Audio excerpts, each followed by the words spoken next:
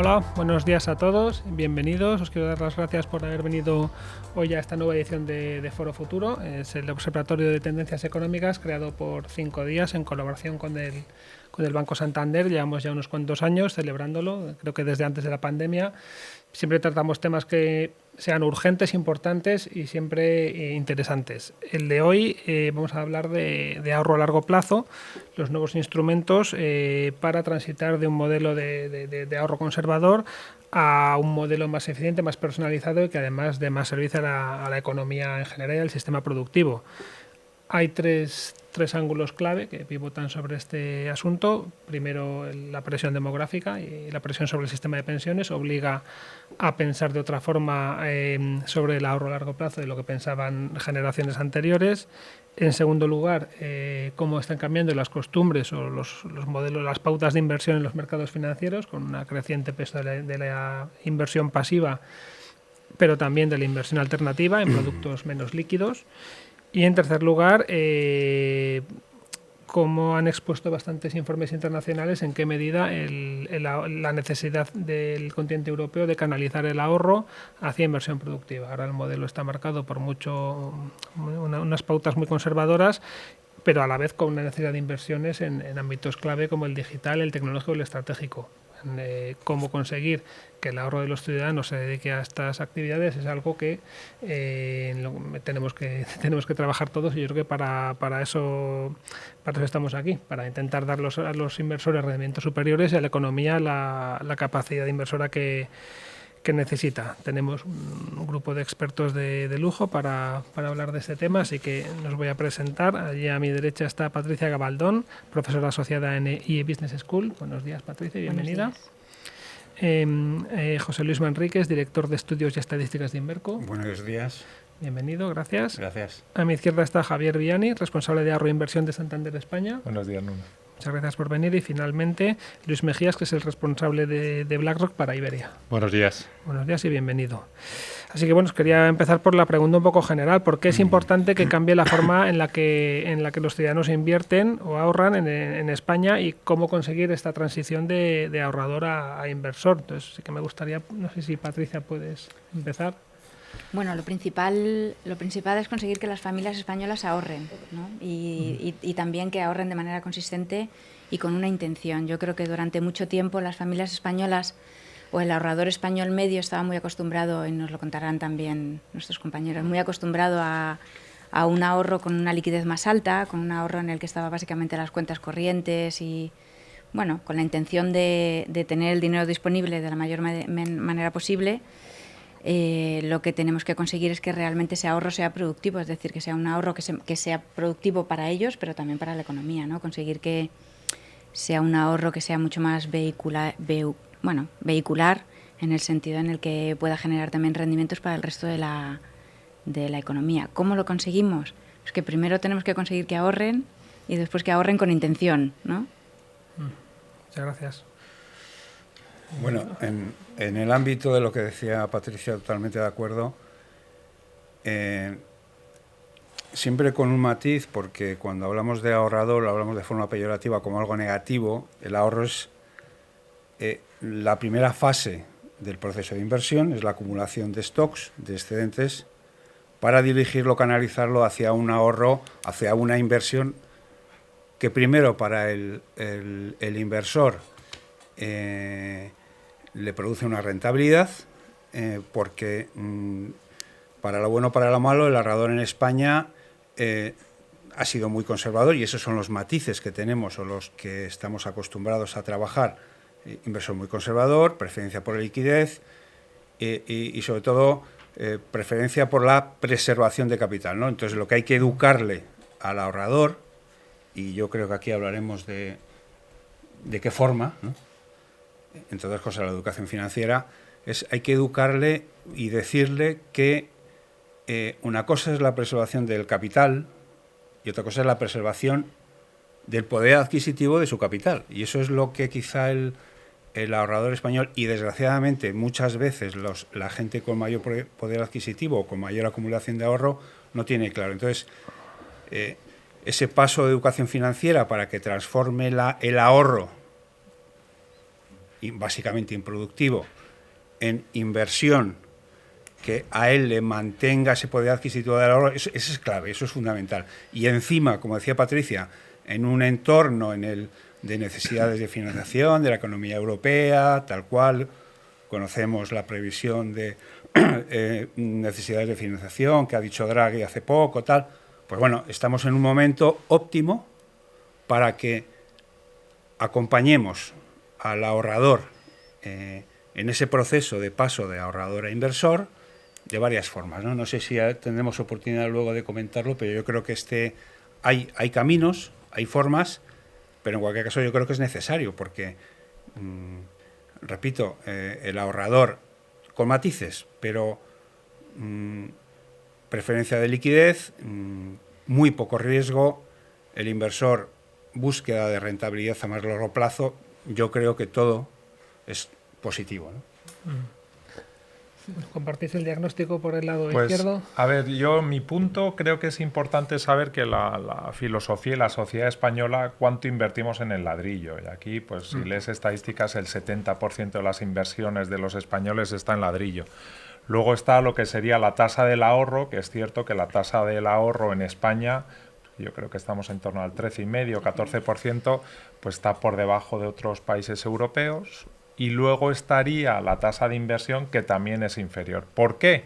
Yo creo que es, y lo habéis comentado, la tasa, o sea, lo que invertimos es menos, somos un país muy conservador en términos generales, y lo que tenemos que hacer es quitarle el miedo, pero no cuando la gente tiene 45 o 50 años, sino quitarle el miedo a los más jóvenes, que se puede invertir desde el principio y que se puede invertir desde 100 euros o de 500 euros, que no hay que ser rico y no hay que tener 2.000 o 3.000 o 4.000 euros para invertir, sino que con poco importe es suficiente. Y para mí esa es la clave de cómo poco a poco y desde un punto de vista de educación empezamos a hacer que los jóvenes y los no tan jóvenes empecemos a invertir. Luego, hay un punto que el ahorro, y tú lo mencionabas, el ahorro es seguridad.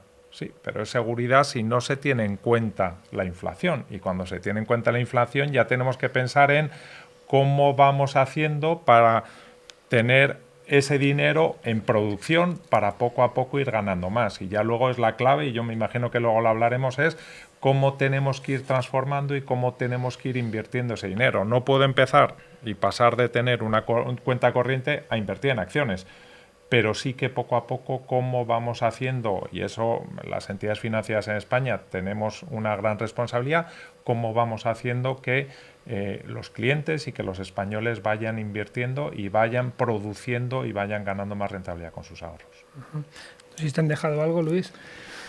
Bueno, pues me ha encantado la forma en la que lo has presentado e introducido. Creo que has hablado de la urgencia, ¿no? De hablar de este tema, y efectivamente creemos que es así. Ya hemos comentado lo principal, ¿no? Efectivamente, el ahorrador tradicionalmente en España culturalmente es conservador, con una tendencia a la preservación del capital, y siendo así, pues está perdiendo dinero, ¿no? Y esta es la frase. Lo habéis mencionado, es clarísimo el impacto que tiene la inflación sobre ahorros en una cuenta corriente que no se remunere, ¿no? Que no alcance esa remuneración ni siquiera a cubrir la inflación, y esto ha sido especialmente acuciante en los últimos años, ¿no? Desde el COVID para acá, las tasas de inflación han sido muy altas. Recuerdo los primeros años incluso de doble dígitos, entre el 10 y el 15%. El dinero que estuvo en esos años en una cuenta corriente sin invertir perdió un 10 o un 15% en poder de compra. Esto extrapolado en el medio y largo plazo es mucho dinero, ¿no? Y luego quizás terminar, o por añadir, y lo habéis mencionado también anteriormente, el doble impacto positivo que tiene el poner el dinero a trabajar, que es como nos gusta hablar de ello, ¿no? De una parte, el propio ahorrador, cuando pone su dinero a trabajar y lo invierte, obtiene una rentabilidad que le ayuda a conseguir sus objetivos financieros, y seguro que luego podemos hablar más de este tema.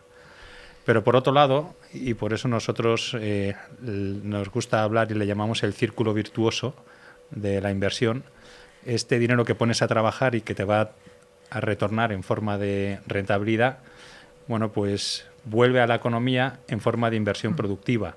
Esa inversión productiva genera empleo, genera crecimiento económico y en última instancia prosperidad para el país.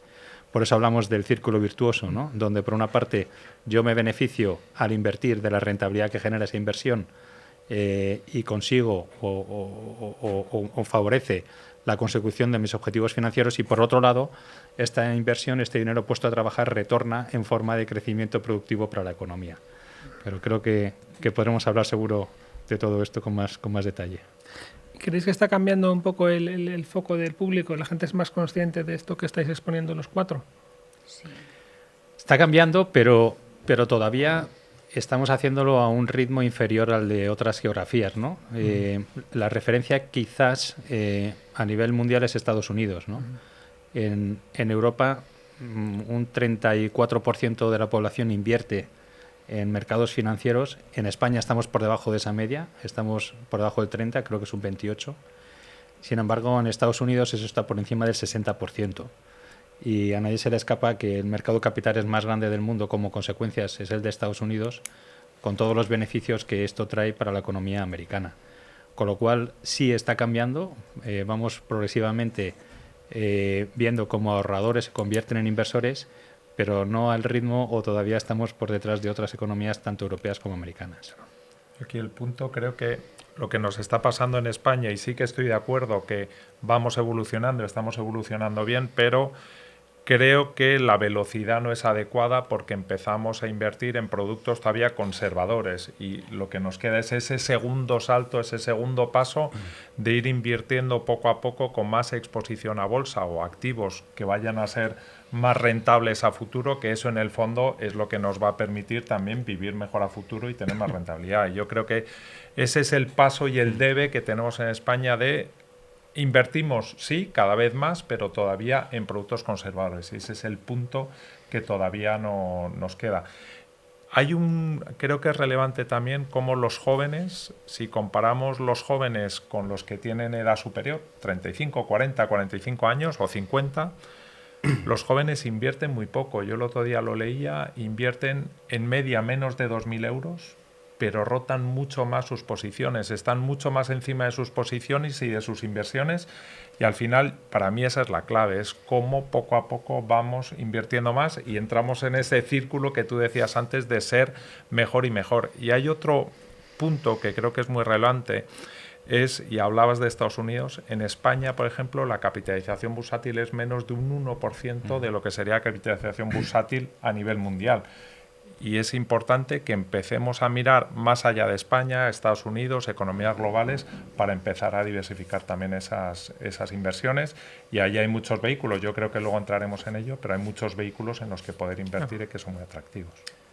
Yo por decir algo bueno del perfil del ahorrador español es que lo que pasa es que la velocidad está siendo muy lenta, pero poco a poco hay más inversores dinámicos. Es verdad, dinámicos en el sentido de que están dispuestos a asumir pérdidas a corto plazo con la posibilidad de rentabilidades a largo plazo, ¿no? Es la definición del inversor de riesgo. Pero la velocidad está siendo muy lenta. Ahora mismo, según las últimas encuestas, barómetros de ahorro y tal, pues el porcentaje de población inversora española que se define conservador es un 58%, y hemos evolucionado. Y dinámicos son apenas el 8%, ¿no? O sea, hay que nos falta algo. Es cierto, estamos viendo, por ejemplo, una evolución en el plazo del ahorro. El plazo del ahorro, que el español era muy cortoplacista, ahora ya casi la mitad invierte con un horizonte de inversión a 3 años. Eso es una ventaja para la inversión en renta variable, que ese te da una opción. Estamos viendo algún cambio. En cualquier caso, todas las encuestas que solicitan motivos para ahorro y para inversión, todas dicen lo mismo. Buscan seguridad, buscan tranquilidad y ahorran para imprevistos. Casi ninguna ahorra para aumentar capital, para rentabilidad. No lo consideran como uno de los objetivos claves de la inversión.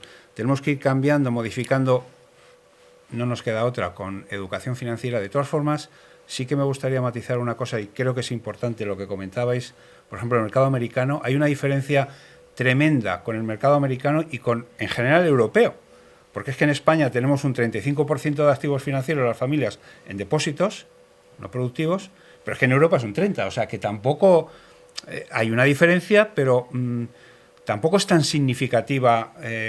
Lo que cambia, por ejemplo, es en Estados Unidos, donde casi el 40% es renta variable, exposición a mercados financieros 60%, y la diferencia es que al americano, según empieza a trabajar, 18, 19 años, le ponen un plan de pensiones. Tiene un contacto inmediato, según empieza ya desde la primera edad, con los mercados financieros. Está acostumbrado a la renta variable, conoce la renta variable. Quizá una de las medidas que podemos pensar como importantes es incremento de la previsión social complementaria y medidas de obligatoriedad de esta previsión social complementaria, por ejemplo, medidas de autoenrollment, que es una de las recomendaciones, hemos hablado antes de entrar sobre recomendaciones de la OCDE, es una de las recomendaciones para el mercado español. Medidas de obligatoriedad de adscripción de trabajadores a un sistema de previsión social complementaria que pondrían en contacto al inversor, de alguna forma obligarían a conocer los mercados financieros y a ponerlos en contacto. Yo creo que sería una medida muy interesante y yo creo que fundamental. Y eso es lo que nos diferencia sobre todo de los americanos.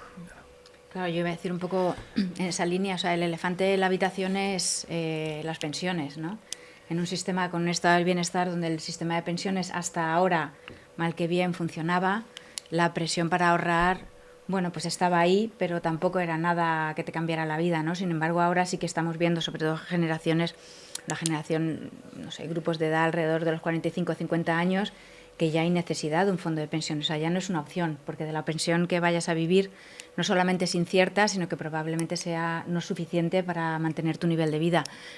Ahí la necesidad de ahorro está clarísima, clarísima. Y por eso es también especialmente necesario que se ponga a funcionar, ¿no? Que poner el ahorro a funcionar para el sistema productivo, pero también para el propio ahorrador. Es decir, conseguir que supere o que compense las pérdidas de posibles inflaciones, etcétera, etcétera. Creo que hay algo muy interesante que apuntabas antes, Javier, que es el tema de la gente más joven. La educación financiera en la gente más joven, que son sobre todo nativos digitales, para ellos invertir es prácticamente un juego. Entonces, invertir en cantidades pequeñas también forma parte de cambiar su propia cartera, de intentar saber cómo conseguir dinero de una cantidad muy pequeña de ahorro. Eso, que es muy beneficioso, creo que tiene, no sé, que le falta algo, que no es un ahorro sistemático, es decir, es un ahorro para conseguir otra vez un rendimiento cortoplacista, que es estupendo, ¿no? Pero al que le hace falta también que sea prolongado en el tiempo. Es decir, esos jóvenes, aunque ellos no se lo crean, también se van a jubilar, ¿no? Claro. Con un poco de suerte. Y también necesitarán sus ahorros en el futuro, con lo cual también necesitamos que existan estos vehículos con los que ellos se sientan cómodos, que les permita mantener el ahorro en el medio largo plazo para lo que sea, ¿no? Ya sea comprarse una vivienda, ya sea su primera vivienda, o comprarse lo que sea, o la propia jubilación, ¿no? Este aspecto de la planificación un poco a largo plazo hay que explicárselo a estos jóvenes que juegan un poco, pero también tú mencionabas el porcentaje del 70% de ahorro dedicado a la vivienda. La vivienda es, por cuestiones casi culturales, el gran plan de pensiones, el gran plan de ahorro de los españoles, pero digamos que hay que transitar de ahí a una planificación más sistemática. Hay un punto que con las nuevas tecnologías que tenemos ahora mismo se lo podemos y se lo vamos a hacer mucho más fácil al que quiera dar ese paso de ahorrador e inversor. Hay planes de ahorro sistemático en el cual tú ya puedes mostrar, decir, oye, tú inviertes tanto, periódicamente inviertes en esto más y eso a futuro te va a dar esta rentabilidad adicional.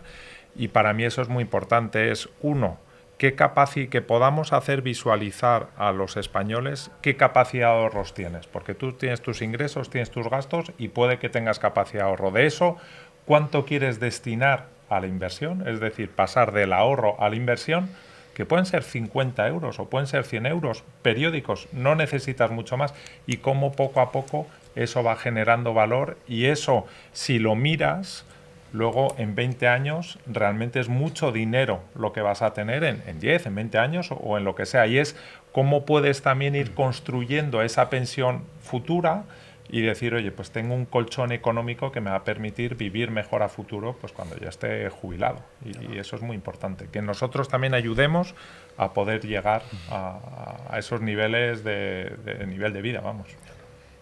Esa planificación financiera creo que es fundamental dentro de lo que hemos hablado de la educación financiera, ¿no?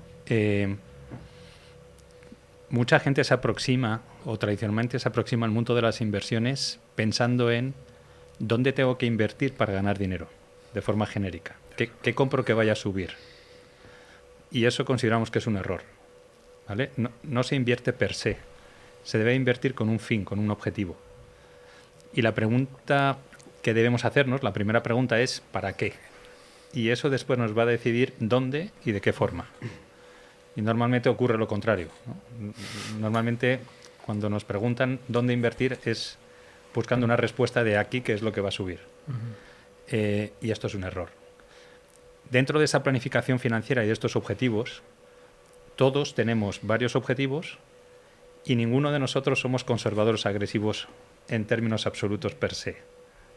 Yo soy, en mi objetivo de jubilación, muy agresivo, porque tengo un horizonte de inversión de muy largo plazo y busco una rentabilidad muy alta y soy capaz de asumir riesgo para conseguirla. Y sin embargo, mi objetivo de tener un colchón de seguridad, por si acaso me pasa algo, pues se me rompe el coche o tengo cualquier problema, tener un dinerito, soy muy conservador, porque ese dinero debe ser disponible de forma inmediata cuando me ocurra el evento para el cual estoy ahorrando por si acaso. Y en medio puedo tener otros objetivos, ¿no? Todo el mundo tiene un sueño, todo el mundo quiere o aspira a algo, ¿no? Comprarse una primera vivienda, o una segunda, la educación de los hijos, irme de vacaciones. Pues para ese sueño, a su vez, también puedo invertir. Con lo cual, según cada objetivo, voy a tener un perfil de riesgo y un horizonte de inversión diferente. Esto es planificación financiera. Es acudir a un asesor que me ayude a definir estos objetivos y, sobre todo, que me ayude a decidir dónde tengo que invertir para cada uno de ellos. Cuanto antes empecemos a trasladar este mensaje, hemos hablado de los jóvenes, ¿no? Y cuanto antes empecemos absolutamente de acuerdo con el ahorro periódico, con la inversión periódica para uno de estos objetivos o el otro, pues mucho mejor, ¿no? En aquellas economías donde existe un mercado de capitales y un ahorro e inversión de forma más interiorizada, no necesariamente son países donde es obligatorio hacerlo. Es donde desde el principio ha habido una cultura financiera que ha hecho posible que la gente interiorice estos términos y ahorre. Y es cierto, muchas veces la parte social es más baja, la jubilación no está garantizada y no te queda más remedio, ¿no? Todo influye, efectivamente.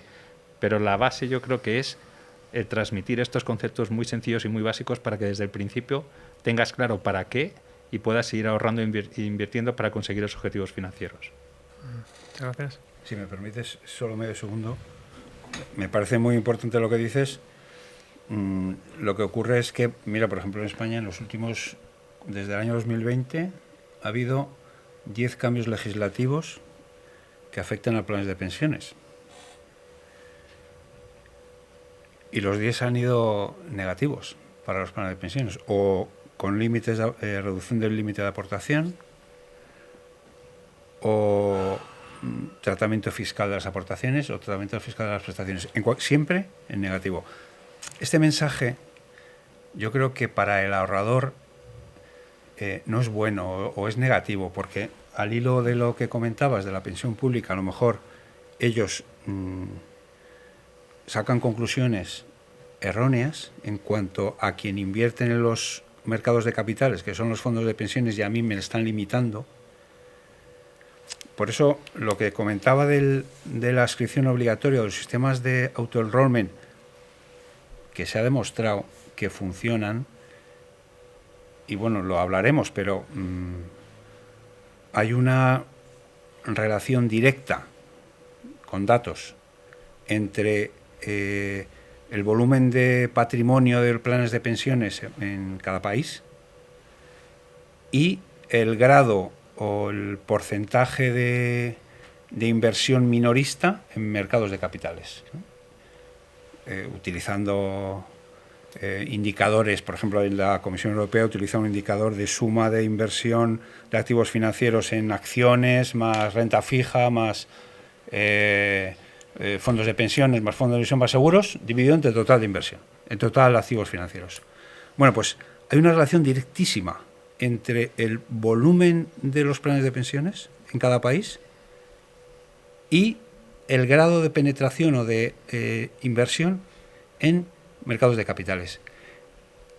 Y directa también, curiosamente, con el grado de competencias financieras, de educación financiera. O sea, la relación es directa, es directamente proporcional en los tres casos. Estoy hablando, por ejemplo, ¿qué países, tú ves la curva, qué países salen arriba del todo? Pues Suecia, Dinamarca, Países Bajos, básicamente. ¿Qué países aparecen justo abajo del todo? Es un ejemplo, pero Grecia, España. En España en porcentaje sobre PIB, ahora mismo la previsión social complementaria en fondos de pensiones apenas alcanza el 9% de PIB. En Holanda estamos en el 180, en 200 en Dinamarca y tal. Entonces, por eso digo que si no es de forma voluntaria, creo que sería muy positivo que se hiciera de forma obligatoria o cuasi obligatoria. Lógicamente obligatoria no lo puedes hacer, pero bueno, con la opción de irte del sistema de auto-enrollment, que es lo que está pasando, lo que ocurre en los países que lo tienen, en el Reino Unido, por ejemplo. Yo creo que sería una opción, y sería una forma, dentro de las medidas que podemos hablar de paso de ahorrador a inversor, que para mí son tres, básicamente. Esta sería una de ellas. La otra sería educación financiera fundamental. Y la tercera sería otra herramienta básica, que es los incentivos fiscales, lógicamente. O sea, si queremos que el ahorrador empiece a invertir, necesitamos ayudarle. Primero, necesitamos acompañarle. Probablemente hablaremos, ¿no?, de cómo el proveedor de productos o de servicios de inversión acompaña al inversor en ese proceso hacia la inversión, y en España ha pasado, ya hablaremos, pero el tema de los incentivos fiscales es fundamental. O sea, si queremos realmente que esto ocurra, ¿no? Si me permites, yo pregunto muchas veces en clase a mis estudiantes, sobre todo cuando hablamos, de este tema precisamente, qué es lo que hacen antes, si consumen y lo que les queda después lo ahorran, o si primero deciden cuánto ahorrar y el resto lo consumen. Y hay patrones geográficos muy claros. Uno, en parte por el auto-enrollment que tú comentas, ¿no? Hay determinados países, Estados Unidos directamente, de hecho no entienden ni siquiera la pregunta. Dicen, no, si es que esto ya va directo, ¿no? Yo ni siquiera tengo que consultar. Y luego están los estudiantes el sur de Europa, donde lo que pasa es que al final las rentas no son tan altas. Los salarios no son tan altos, con lo cual para ellos, aunque es verdad que pensamos que ahorro puede ser ahorrar 50 euros al mes, 100 euros al mes, estamos hablando con gente pues que probablemente no se puede permitir ahorrar. Entonces, conseguir que eso sea un ahorro sistemático, es verdad que es un cambio de chip, ¿no? Podría ser algo que se hiciera previamente, pero culturalmente lo que ha sucedido es que estas personas lo que hacen es primero consumir y lo que queda, pues a lo mejor se queda para ahorro o a lo mejor no. Entonces, la parte de la educación financiera es esencial. La presión para saber que tienen que ahorrar y conseguir que ese ahorro sea productivo también es muy importante. Los incentivos fiscales también. Pero llega un momento en el que tienen que ser realmente conscientes de que el ahorro es consumo futuro, ¿no? Uh-huh. Que es algo más que consumo futuro, ¿no? Y que tienen que ver cómo esa cantidad de dinero que ahora nos están gastando va a conseguir que puedan incluso conseguir más en el futuro. Eso es lo que yo creo que hay que hacer el cambio, ¿no? La gente más joven es más consciente, pero también es verdad que vienen con rentas más bajas que las generaciones más mayores, ¿no? Hemos visto aumentos recientes de de salarios, del salario mínimo, etcétera, etcétera, pero aún así estamos hablando de una población cuyo poder adquisitivo recientemente se ha visto mermado. Estamos ahí en un cruce de caminos generacional casi, ¿no? El acceso a la vivienda también es un condicionante muy importante, Sí. sobre todo para estas generaciones. Bueno, claro, obviamente. Tú mencionabas antes que no podemos obligar, porque no podemos obligar a invertir en el sistema de previsión, pero sí que desde un punto de vista educacional, y eso sí que es algo que afortunadamente está cambiando en este país, lo que estamos aquí en esta mesa, cuando estábamos en el colegio no estudiamos economía, yo por lo menos no estudié economía. Mis hijos estudian economía y me dicen, oye papá, esto, y entonces empiezan a hablarme de la curva oferta, demanda, los precios, y yo alucino, porque con esas edades que empiecen con eso, pero no todo el mundo estudia eso, y creo que sí que podemos obligar como sistema educativo español a que se traten unas determinadas materias, como en este caso podría ser la economía, para que al final la gente sea consciente de lo importante de la economía, de lo importante del ahorro. Hablamos del ahorro periódico, de la inversión, y cómo puede ser eso muy positivo para el futuro de la sociedad. Y ahí sí que, como sociedad española, sí que podemos hacer algo. Es cómo podemos instaurar eso de manera seria en todo el sistema educativo. Y luego, además, cómo nosotros, como entidades financieras, también debemos reforzar eso en el día a día a los clientes, con píldora, con información. Y hablamos de cómo, y eso creo que lo mencionas Luis antes, cómo tenemos que acompañar a los clientes una vez que contratan algo o que invierten, cómo tenemos que ir haciendo ese seguimiento, porque no solo es la venta, sino es el seguimiento posterior de ha cambiado mi objetivo, ahora he tenido un accidente y he tenido que gastar esto y a lo mejor le doy la vuelta a lo que son mis objetivos, pero nosotros siempre decimos en el banco que deberíamos tener un contrato con cada uno de los clientes. Yo tengo un contrato con cada uno de vosotros a 3 años o a 5 años. Y me aprieta el zapato, ya, pero es que tú y yo tenemos un contrato a 3 años. ¿Qué pasó con nuestro contrato? Eso creo que también poco a poco va cambiando, pero sí que tenemos que hacer consciente a la gente de que invertir puede ser de la noche a la mañana, pero que hay que ir dejando madurar las inversiones también. Totalmente, la educación financiera desde el principio es clave, ¿no? Y estoy muy de acuerdo, Javier, ¿no? Mis hijas también me vienen con las preguntas de la clase de economía y preguntas muy sencillitas, o sea, no es economía avanzada, los conceptos básicos que comentabais, ¿no? Del ahorro, de a lo mejor hoy hay que renunciar a parte de gasto a cambio de que ese gasto se haga en el futuro porque lo vas a necesitar. Cosas muy sencillitas. Yo creo que también es responsabilidad de los que trabajamos en el sector, pues hacerlo sencillo, hacerlo fácil, hablar con un lenguaje accesible a toda la sociedad y que sea entendible por todo el mundo, ¿no? Independientemente de su profesión o su edad. Y hoy en día la verdad es que las tecnologías pues nos van facilitando todo esto, ¿no? Todo lo que está ocurriendo con las apps, podemos hacer perfectamente campañas de difusión. La gamificación es una forma también de ayudar a los más pequeños a empezar en este mundo y todo esto desde luego es un proceso que no ocurre de un día para otro, pero que efectivamente sí estamos viendo que empieza a ocurrir en España y que esperamos que vaya teniendo sus frutos en el medio y largo plazo. Seguro que se han preguntado por criptos, solo que no lo decís aquí, porque a mí me han preguntado por criptos mis hijos también, sí, claro. No solamente por economía. Un poco, cogiendo el hilo de lo que comentabais antes, hablamos de planificación sistemática. Habláis de no se tratando de vender un producto o de que el inversor compre o meta el dinero en un producto, sino de darle un plan, una construcción, una cartera a largo plazo. Eso entiendo que es clave para adaptarse un poco al perfil, a los objetivos y al para qué invertir que comentabais antes.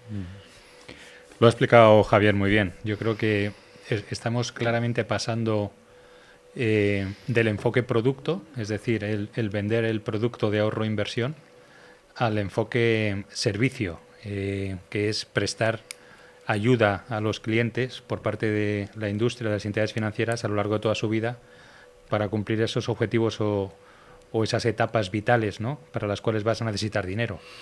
Y efectivamente ahí hay dos servicios claramente ganadores. El primero de ellos es el que, Javier, creo que te referías, el asesoramiento a medio y largo plazo, porque efectivamente nuestra vida va cambiando. Nuestros hitos vitales se van modificando Y esa planificación financiera inicial la tienes que ir monitorizando a lo largo del tiempo. Nada mejor que un asesor que te vaya acompañando con consejos expertos en cada momento de cómo ir ajustando esa inversión inicial a lo que va ocurriendo a lo largo de tu vida para que cumplas los objetivos financieros que has definido desde un inicio.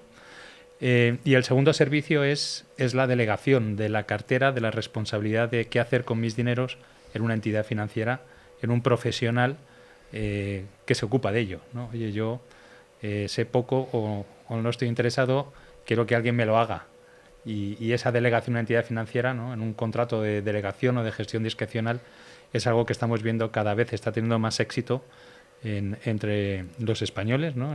Estoy hablando de datos objetivos de crecimiento del número de carteras que se van haciendo, y esa transición del enfoque producto a qué producto compro para ver si gano dinero, a este enfoque servicio donde o bien delego completamente la gestión de mis ahorros o espero a que me asesoren, me recomiendan, pero yo participo en la toma de esas decisiones, son la clave, ¿no? Para ir consiguiendo en el medio y largo plazo la consecución de esos objetivos financieros que mencionaba antes. Aquí mencionas, Luis, y nosotros eso siempre hablamos de, estamos pensando de vender productos a los clientes, de gestionar al cliente en base a sus necesidades, y eso es fundamental. Eso es. Y no podemos gestionar de la misma manera a un cliente de 30 años que a uno que tenga 50, que a uno que tenga 70, independientemente que los tres puedan ser muy conservadores o muy agresivos, porque su ciclo vital es diferente, y eso también lo tenemos que meter en la ecuación a la hora de dar un buen servicio de valor añadido a los clientes. Por eso es importante, y la sociedad está cambiando y el sistema financiero está cambiando, cómo pasamos a gestionar a los clientes con lo que decías, la gestión discrecional o el asesoramiento, o ya luego hay otros clientes que en canales digitales saben lo que quieren hacer y dicen, oye, yo me quiero comprar mis acciones, mi fondo, mi ETF. Está bien, pero es que hay muchos clientes que como eso no saben hacerlo, no se sienten cómodos, tenemos que ayudarles a evolucionar en eso. Eso es muy importante. Y a diversificar riesgos también, entiendo, claro. Sí, en fin, yo con este tema creo que en España hemos tenido bueno, todo deriva de una regulación al final, ¿no? Siempre estamos hablando, para lo bueno, para lo malo, aquí hay dos cosas. El lado de la oferta de producto, entidades financieras o fabricantes de productos, fondos de inversión, por ejemplo, o entidades que comercializan esos productos, entidades financieras que distribuyen a clientes, y que, como decía Javier y Luis, hemos visto un auténtico exitazo, porque, por ejemplo, en fondos de inversión, ya desde que se aprobó la directiva MiFID, que es el MiFID II, que es una directiva que protege al inversor, de cara de protección al inversor, pues ya por ejemplo, en fondos de inversión, el 75% de los fondos de inversión, o sea, 3 de cada 4 euros, se han distribuido o a través de carteras gestionadas, gestión discrecional, o a través de asesoramiento. O sea, esto es una cosa que hace apenas 6 años era extraña. Todo se comercializaba de forma directa. Todo esto, claro, tiene sus implicaciones. O sea, porque tú cuando acompañas al inversor y le distribuyes, porque le vendes productos a través de estos servicios, es un cliente asesorado. Es un cliente que, por ejemplo, cuando llega la pandemia, pues no se pone a vender de forma alocada, como ocurría, por ejemplo, en el año 2008. En el año 2008 los fondos de inversión tuvieron, ¿cuántos? 60.000 millones de reembolsos, más o menos. En la pandemia, probablemente con un evento de mayor estrés que lo que ocurrió en el 2008, apenas fueron 5.000 millones ese mes, el mes de marzo. Después, ¿por qué? Porque era un cliente más asesorado, era un cliente que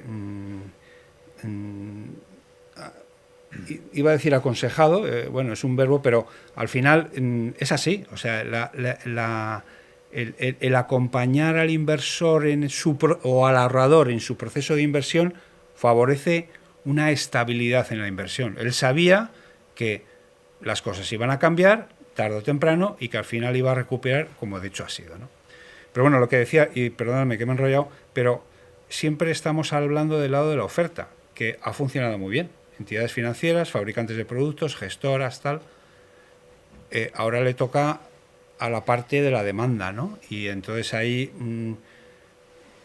le toca también a las administraciones públicas ayudar en la distribución de estos productos en base a incentivos, en base a educación financiera, por ejemplo, en lo que comentábamos, la incorporación en los programas, tanto en la escuela o en educación secundaria como en universidades, incorporar en los currículos la asignatura de educación financiera, ¿no? Yo creo que esto es básico, esto es clave y esto es fundamental. Hay países que sí que está, en más del norte de Europa con 15 años ya tienen eso en clase. Exacto, y después las estadísticas, yo cuando veo los resultados de España de la encuesta de competencias financieras se me ponen los pelos de punta.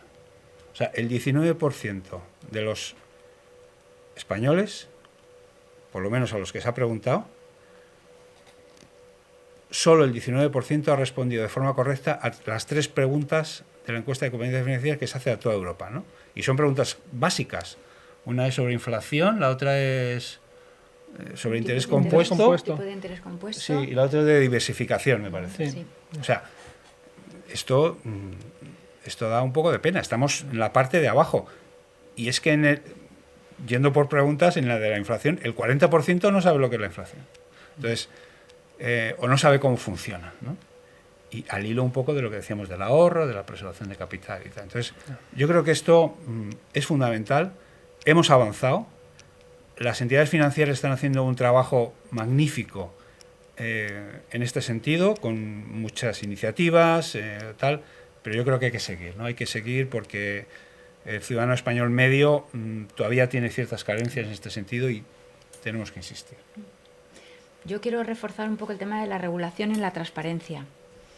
Me parece que para el ahorrador medio, que ya hemos visto que es probablemente cortoplacista, que tiene necesidad de liquidez, para convencerle de pasar a un ahorro sistemático y más de largo plazo, lo que hay que darle son garantías.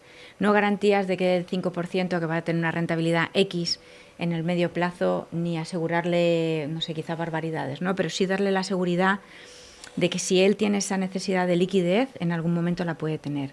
Que no va a haber, y todos tenemos en la cabeza escándalos relativamente recientes, que no va a haber la posibilidad de que pierda sus ahorros con instrumentos raros, que no va a tener, o sea, que tiene en realidad en la oficina financiera o de la entidad financiera con la que trabaje un aliado, no alguien o que le va a querer engañar, o que le va a querer intentar cobrar, o que va a tener,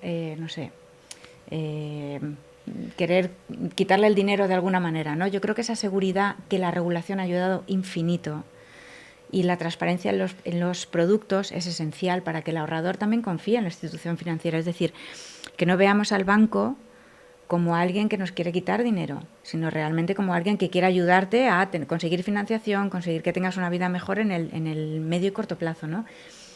Claro, la gente más joven también encuentra ese tipo de aliados en entornos más tecnológicos, que quizás son más transparentes, más sencillas de entender, y ese es el reto también que tenemos nosotros, ¿no? Que incluso gente más mayor pueda encontrarse cómoda en entornos menos tecnológicos y que no tenga que ir con la cartilla, quiero decir, que ya hemos pasado esa fase hace mucho tiempo, ¿no?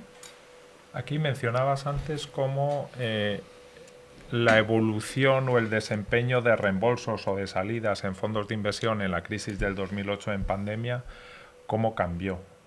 Y para mí, y lo mencionabas ahora, creo que la tecnología nos ha ayudado mucho. El cómo entender mejor a los clientes, cómo estar más cerca de los clientes. Esa transparencia adicional, y Luis, lo comentabas tú antes, la gestión discrecional no es te lo vendo y ya está, es te lo vendo, te acompaño, te digo cómo te rebalanceo tu cartera, cómo está compuesta, el porqué de esa composición de la cartera. Todo eso vincula más a los clientes, hace que el cliente lo entienda y... Por ejemplo, la tasa de reembolso de fondos de inversión o de carteras de gestión discrecional, creo que es 1/4 o 1/5 la tasa de reembolsos frente a un fondo de inversión. ¿Por qué?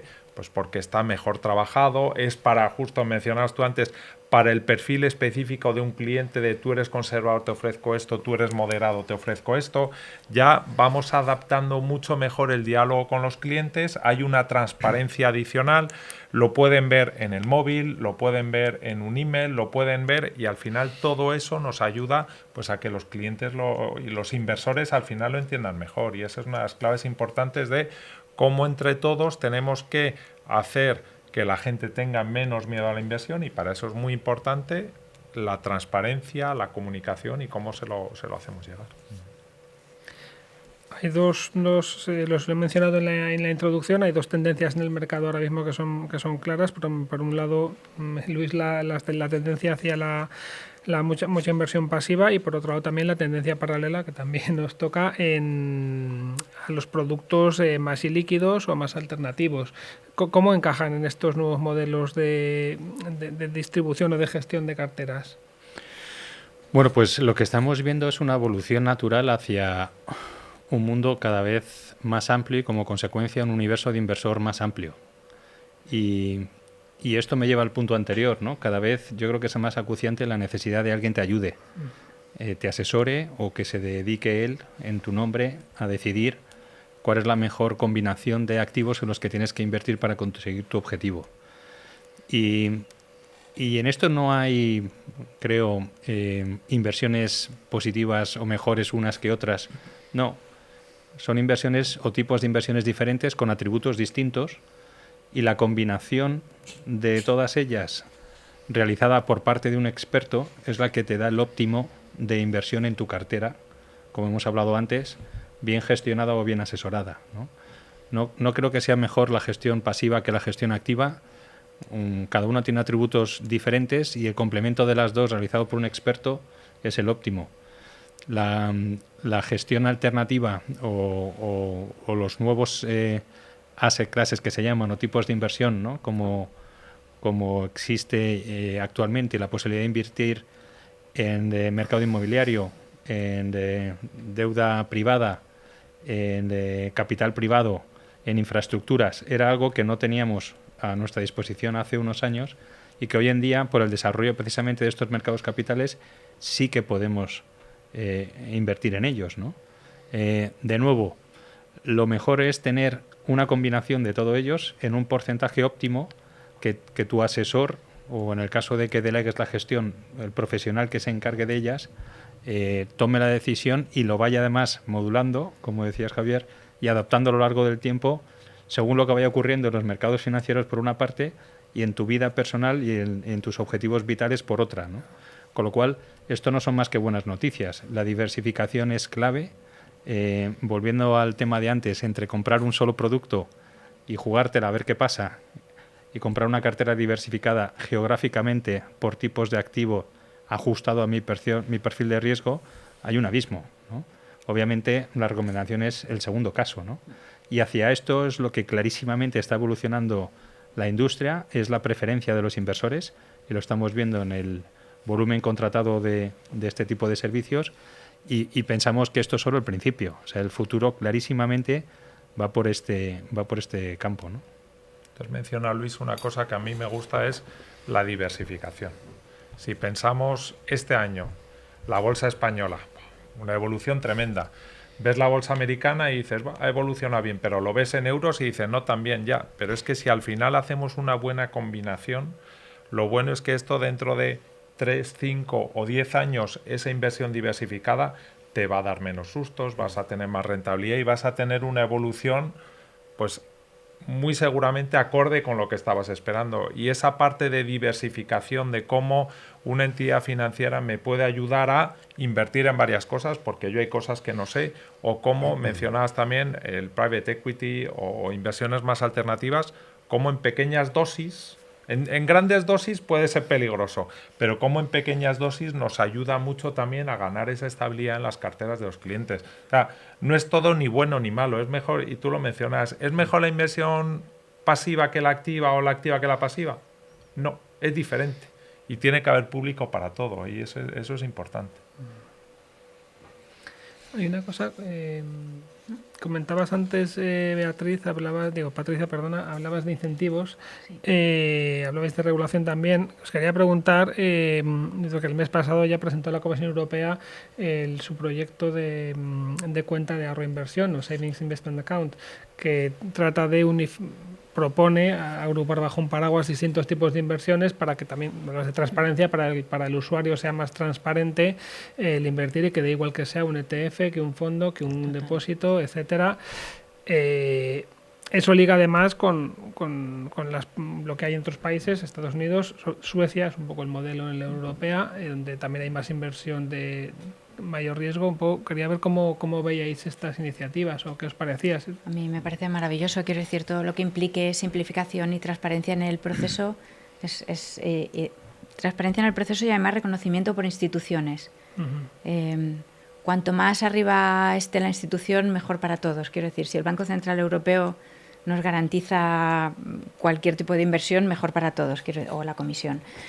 La regulación y la transparencia siempre viene bien, sobre todo cuando estamos hablando de nuestros ahorros. Quiero decir, que es nuestra vida en el futuro. Entonces, ¿por qué somos conservadores? Pues porque hasta ahora, por lo que sea, no hemos considerado que había vehículos que nos podían mantener en el tiempo nuestros ingresos a lo largo del tiempo, ¿no? O el ahorro mantenido a lo largo del tiempo. Si esto se puede simplificar y hacer transparente, todo es absolutamente bienvenido. José Luis, tú sabes más que yo de todo esto. Pero... Totalmente de acuerdo. Al final es una cosa muy positiva.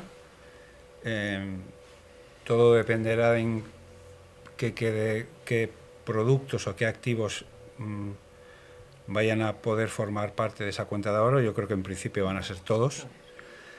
Y el tema, porque al final el meollo de la cuestión va a ser qué incentivos fiscales se les da, es decir, para que el inversor, lo que hablábamos, o sea, para ayudar o para impulsar el ahorro en estas cuentas, ¿no? En este tipo de cuentas. Hay dos modelos, comentabas tú el sueco. Bueno, el modelo sueco es un modelo, a mí me gusta más el modelo inglés, el modelo de cuenta inglesa, en el que tú hasta un máximo de lo que has invertido de dinero nuevo está exento en plusvalías durante un periodo, tienes un máximo durante el periodo y tú ese dinero lo tienes exento. Eso, desde luego, incentivaría al ahorrador a meter dinero en este tipo de cuentas. El modelo sueco tiene tributación, es distinta, pero claro, dependiendo de la tributación que tienen ahora allí, que es, por ejemplo, el rendimiento del capital mobiliario es muy superior a España, pues a lo mejor puede compensar o no, y eso, claro, va a depender, los países va a depender cada uno de su tributación, ¿no? Entonces, por eso digo, a mí me gusta más el modelo inglés, de cuenta inglesa, pero en cualquier caso es una idea fantástica, que todos los activos puedan incorporarse en este tipo de cuenta, que haya portabilidad, es decir, que si yo quiero cambiar primero, portabilidad dentro de la cuenta, es decir, de un activo a otro, que no tenga ningún problema. Al final es la sencillez. O sea que lo que busca el inversor, yo creo que son dos cosas: sencillez e incentivos fiscales. Si les das las dos cosas, la idea va a ser buenísima y va a funcionar. Además, un poco en línea con los objetivos macro, ¿no?, que estamos persiguiendo, lo que comentaba al principio, de introducir al inversor en el mercado de capitales y por las necesidades de financiación que va a tener la economía europea a corto plazo, en transición digital, en transición limpia, necesidades de defensa, bueno, todo lo que hemos oído. O sea que buena idea, todavía está un poco en ciernes lo que va a ocurrir, porque encima se deja a discreción de los países el tratamiento fiscal, o sea, dependerá de cada país cómo, y eso es un problema, claro, porque al final, en función de cómo se implemente en cada país, va a funcionar o no va a funcionar. Yo creo que a priori, creo que la idea es buena, creo que debemos defenderla, creo que tenemos que apoyarla, y con las condiciones de portabilidad dentro de activos y entre cuentas, para que, por ejemplo, un ciudadano inglés pueda meterse en una cuenta de ahorro española y al revés, pues yo creo que me parece un instrumento óptimo, vamos. Para mí la clave va a ser la transparencia y la sencillez. Tú, sí, Patricia, lo mencionabas antes, como los jóvenes, ¿por qué invierten? O en bancos digitales, sí, o en bancos tradicionales, porque se lo hacemos fácil. Y es muy importante un joven hoy en día yo creo que le importa menos la fiscalidad, o una persona que está empezando a trabajar, pero sí que tenemos que empezar a que empiecen a invertir, da lo mismo dónde, lo importante es que empiecen a invertir y hacérselo muy sencillo, que sea muy transparente, y eso es uno de los errores que a nivel regulatorio solemos tener históricamente, que es la norma es demasiado compleja, y si la norma la hacemos sencilla, será un éxito. Si no es sencilla y ponemos demasiadas trabas, pues va a ser mucho más complejo. ¿Qué productos? Pues que yo creo que todo debería entrar y todo debería ser factible para que al final, pues cada cual pueda invertir en unas cosas u otras en función de cómo es cada quien. Pero para mí la clave es la sencillez, que sea transparente y que sea muy fácil y que todo el mundo lo entienda. Y la garantía. Sí. Quiero decir que lo que te digo es muy importante, y solo un apunte, es muy importante que el inversor / ahorrador tenga la garantía de que sus ahorros están bien. Sí, porque si no seguridad. puede haber Claro, la seguridad jurídica. No, yo iba solo a comentar, quizás para añadir que la aproximación a la regulación y los reguladores debe ser de aliados en esto que entre todos queremos construir, que hemos empezado diciendo es bueno para los ahorradores y es bueno para la economía, ¿no? Y fundamentalmente la regulación debe cumplir con 3 objetivos. La primera, Patricia lo has comentado, es la protección del inversor, ¿no? Asegurarnos que hay una regulación mínima que proteja los intereses de los inversores. Pero la segunda es la accesibilidad, ayudar a que el ahorro e inversión llegue a todo el mundo, ¿no? Por supuesto, lo hemos comentado, la sencillez, un apartado fundamental, pero también la accesibilidad en vehículos, en formas de permitir, y un ejemplo es la propuesta de esta nueva cuenta europea. Y la tercera, yo diría que es la innovación. La regulación te debe permitir innovar, porque como en cualquier industria la innovación existe. Antes hemos hecho referencia a que cada vez hay más activos invertibles, activos alternativos, gestión activa, gestión pasiva, criptoactivos, lo que venga. Y te debe permitir que esa innovación llegue a las carteras y a las inversiones de todos los españoles, ¿no? Por ir terminando, creo que tú mismo, Luis, comentabas antes la ventaja que tiene la economía de Estados Unidos de tener un mercado de capitales de tal dimensión. En Europa lo tenemos, pero lo tenemos en primer lugar fragmentado y en segundo lugar con muchos ahorros dedicados a inversión conservadora. ¿Este tipo de iniciativas y otras que hemos comentado pueden ayudar a tener esta ventaja competitiva? Por supuesto. O sea, el mercado de capitales mundial, creo que la economía americana es aproximadamente el 70%.